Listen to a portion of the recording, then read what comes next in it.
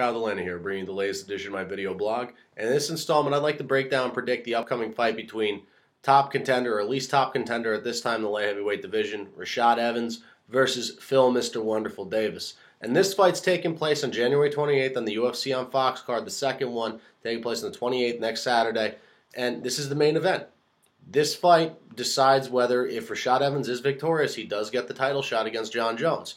And if Phil Davis is the win, he doesn't get the title shot, Dan Henderson gets the title shot. That's how this is all going to unfold. In regards to this, you have two wrestlers, two guys who are capable of striking, and two guys, you have two very balanced fighters, two guys with backgrounds in wrestling, two very good wrestlers. And really, when I just want to talk about one thing very quickly, is that Rashad Evans has a lot to lose in this fight. He also has a lot to gain. In regards to Phil Davis, he doesn't have as much to gain as Rashad Evans because he doesn't get a title shot. He moves one step closer. But you know what? In regards to this, is that Phil Davis wins, he moves one step closer, but he doesn't have as much to lose as Rashad Evans. So just whether that has to apply to the mentality at all. And in regards to this, just going to, before I break down the two fighters, is that Phil Davis, is obviously the underdog going in this fight. Rashad Evans is really the heavy favorite in this fight. Rashad Evans is coming in he's talked a lot of trash recently, yesterday in the conference call.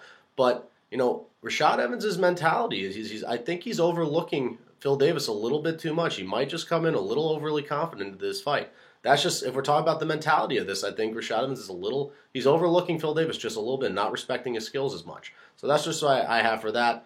And what I'll do, I'll break down the two fighters, and I'll do my prediction. So going into this, I'll do Phil Davis first. Phil Davis is evolving, continuing to improve. He's a very raw fighter, just as a fighter. He has parts of his game that are very strong. He has parts of his game that do need a lot of work. In regards to his stand-up, he does have a background in wrestling, so his stand-up is what does need the most work. But he is evolving, and he's compared to most wrestlers who try and embrace boxing, Phil Davis doesn't throw his hands as much. He throws a lot of leg kicks, a lot of front kicks, a lot of side kicks, and we saw how effective these were in the Nogueira fight that he had. And even though it wasn't the most entertaining fight, these leg kicks helped keep his opponents at range. He helped keep his opponents at range. It helped set up his incredible takedown ability. And here's the thing. So his stand-up is really evolving. He's good in the clinch, obviously, being a wrestler. He get you down to the mat, and he could slam you, or he could try and sweep your leg and get you down to the mat. But what his stand-up does, even though it's not that good of a stand-up, what it helps do is that his transition, this is what is so good about Phil Davis. He's a freak of nature athlete. He's got this incredible build, 6'2", very wide frame. He's built like Dwight Howard. He's built like Dwight Howard. He's very muscular, very wide frame. If Dwight Howard were to be an MMA fighter, it would be the mold of Phil Davis. Anyway, Phil Davis's athleticism cannot be denied. He is the more athletic fighter in this fight, and he's the more explosive fighter in this fight. What Phil Davis brings to the table is great takedown ability and great sound wrestling, pure wrestling. Phil Davis's transition from stand-up to takedown is the most explosive and probably the best in MMA. In the blink of an eye, he's already got a hold of your two legs and trying to get you down to the ground and committing to the takedown. So his explosiveness is one of his most underrated parts, or not underrated, but one of the best parts of his game. And regardless of it, is that Phil Davis is really a pure wrestler. He's got incredible wrestling ability. He can get you down the mat. He can completely dominate you. And he can implement some great ground and pound. He's trying to learn the submission game. He is a blue belt in Brazilian Jiu-Jitsu. He has 3 submissions to his name, three submission victories. But he can polish up. I don't want to say he has the best ground and pound, but he can control guys with his pure wrestling ability. He's a very well-accomplished college wrestler, NCAA wrestler, a national champion. He is the better pure wrestler in this fight, in my honest opinion. Not the MMA wrestler, better pure wrestler. And with his frame, 6'2", very wide frame, it will be interesting to see if he can control and get Rashad Evans down on the ground and control him on the ground. He has great ground control and uses his size to his advantage and his technique to his advantage. His submission game, blue belt in Brazilian Jiu-Jitsu, he's trying to get caught up with it. He can submit fighters. Strengths and weaknesses in this fight. Strengths. In regards to the stand-up game, Phil Davis has a 79-inch reach to Rashad Evans' 76. He's 6'2" to Rashad Evans' 5'11". So he has a size advantage. He's the wider frame.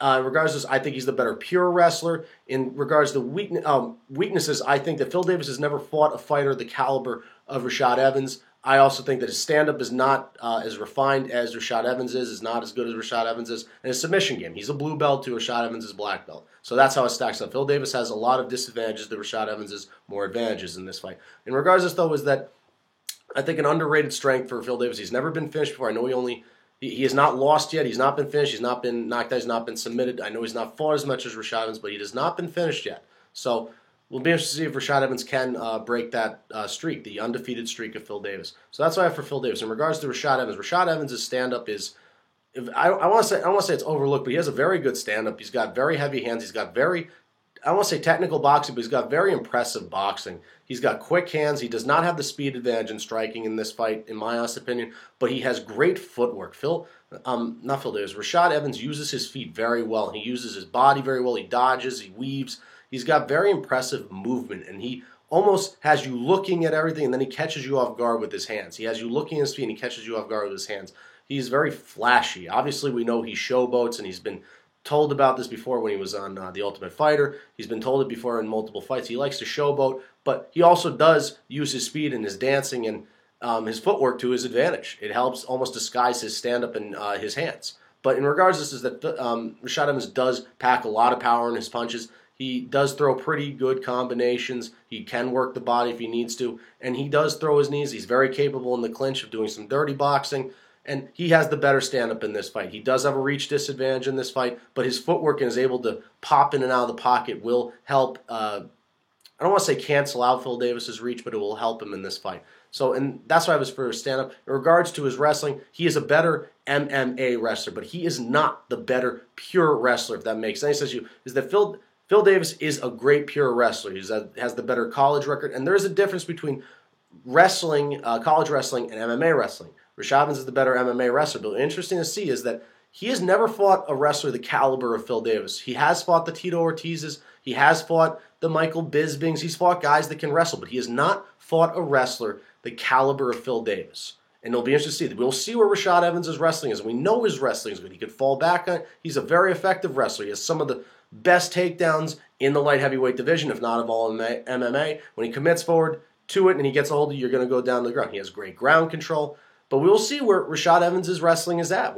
This is a gut check for him. Where is your wrestling at? Obviously, Rashad Evans has proven himself plenty of times. We'll see where his wrestling's at against an elite wrestler like Phil Davis as well. We'll see where Phil Davis is wrestling Rashad Evans as well.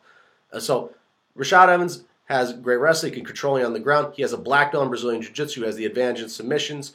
And I think he has heavier hands when it comes to the ground and pound and posturing up. So that's why I have for Rashad Evans. In regards to strengths and weaknesses, he has the better stand-up. I don't want to say he's the quicker guy on his feet, but he has the more refined striking. I think wrestling is, I want to say it's even, but I want to say really, we're going to have to see who is the better wrestler in this fight, who can apply it better. And submission, he definitely has an advantage. He is at disadvantages he's never fought a wrestler like Phil Davis. He has a reach disadvantage. He has 76 to Davis's 79, and he is 5'11 to Davis's 6'2". And also, I'm not going to say Rashad Evans has a bad chin. I'm going to say he has a questionable chin. He's only been finished once by Lyoto Machida, heavy hands, great striking, but he does get rocked very easily. So I'm not going to say bad chin, questionable chin in this fight. And now my prediction. In regards to this fight, I think that Rashad Evans is overlooking Phil Davis in this fight. And I think he's more looking forward to the next fight. He's already looking into the next fight, the fight against Jon Jones. And I think that's a big mistake going this fight. Is that Phil Davis is a very capable fighter. He may be raw, he may not be up to your ability, but you cannot take Phil Davis lightly. Here's how I think this fight is going to pan. I think we're going to see a little bit of everything. We're going to see stand up, and we're going to see a lot of wrestling. Now, I think here's what I'm taking. I'm going to think that, taking this one, I'm going to think Phil Davis, if he is smart, he's going to turn this into a wrestling match. If it turns into a wrestling match, I think Phil Davis will come out successful and edge out a decision. If he keeps this fight off of the feet and turns this into a wrestling match, Phil Davis will come out the victor and win this fight by decision. And I'm going with the underdog in this one. I think, Rashad Evans wins this fight 99% of the time. But I think this one time, given everything that happens with the long layover from injuries for both guys, but Rashad Evans only fighting once in a very long time, almost over a year, I think Phil Davis comes out and he edges out the decision in this fight.